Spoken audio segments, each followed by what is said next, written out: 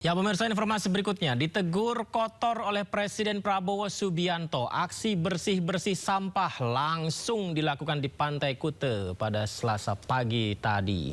Gubernur Bali pun membentuk Satgas Penanganan Sampah.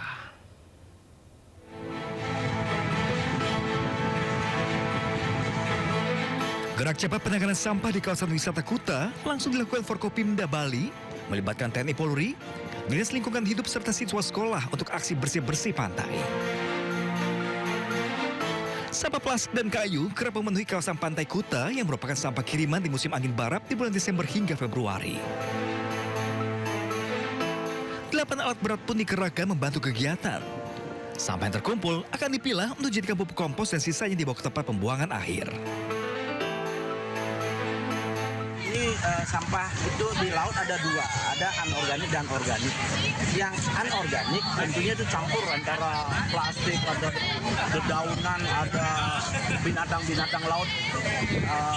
Itu akan dipilah, kemudian akan dibawa ke TPA karena TPA masih bisa berfungsi ya. Tetapi kayu-kayu kita potong, sekarang kita kerahkan tukang potong, itu kita akan bawa ke mesin wood chipper kami di Menguitani. Setelah menjadi bubuk, dia banyak fungsinya, bisa buat kompos, bisa untuk menguruk, bisa untuk media tanam. Itu untuk kayu-kayunya. Kita udah siapkan alat untuk mencacah. Aksi bersih-bersih ini digelar usai kritikan Presiden Prabowo terkait penanganan sampah di kawasan wisata Kuta. Oh, Bali so dirty now. Bali not nice. Maaf ya, Gubernur Bupati-Bupati dari Bali ini real loh. Bali bulan Desember 2025. Ini pantai Bali. Bagaimana turis mau datang ke situ lihat sampah? Diketahui, kondisi sampah berserakan setiap tahun terjadi, di mana sebanyak 8 ton sampah dikumpulkan petugas DLHK Badung setiap harinya di akhir tahun. Gubernur Bali pun akan membentuk Satgas Penanganan Sampah menangani sampah di kawasan wisata dan perkotaan. Dari Badung, Bali, Indira Ari, iNews melaporkan. Harusnya jangan ditegur baru langsung dibersihkan ya. Harusnya sudah sadar dari awal bahwa ya kebersihan harus diutamakan apalagi tempat wisata. Kejaksaan Agung menemukan posisi tersangka kasus dugaan korupsi tata kelola minyak mentah dan tindak pidana pencucian uang. Riza Khalid terindikasi terakhir berada di kawasan Asia Tenggara atau ASEAN. Kapus Penkum Kejagung Anang Supriyatna menyebut memperoleh informasi dari penyidik dan dari hasil koordinasi sejumlah pihak termasuk imigrasi. Ditegaskan bahwa Kejagung belum dapat memastikan secara detail negara mana yang menjadi lokasi keberadaan Riza Khalid saat ini. Yang terpenting adalah terbitnya Red Notice Interpol secara signifikan membatasi ruang gerak tersangka. Baik, memang kita tinggal menunggu itikat baik dari negara-negara yang diduga keberadaan MRC di negara tersebut. Tentunya nantinya kita akan mempersiapkan juga, akan ada dokumen kan dengan terbitnya Red Notice ini ada dua hal. Baik itu nanti dengan sistem deportasi, karena kita sendiri sudah mencabut kan. Yang kedua, saya juga nantinya dengan sistem kita siapkan ekstradisi. Informasi dari penyidik sih ada di salah satu negara. Ya, negara di wilayah ASEAN. Informasi penyidik, tapi pastinya saya tidak bisa memastikan. Yang jelas dengan terbitnya Red Notice ini akan membatasi ruang gerak yang bersangkutan karena akan termonitor oleh imigrasi seluruh negara-negara yang terikat dengan Interpol. Sidang gugatan ijazah Presiden ke-7 Republik Indonesia Joko Widodo melalui mekanisme Citizen Lawsuit digelar di Pengadilan Negeri Solo. Dalam persidangan diwarnai interupsi dari pengacara Joko Widodo. Sudah kami ini masih saya punya etika, saya juga punya hak. Ini masih mohon yang dia monitor dari keberatan.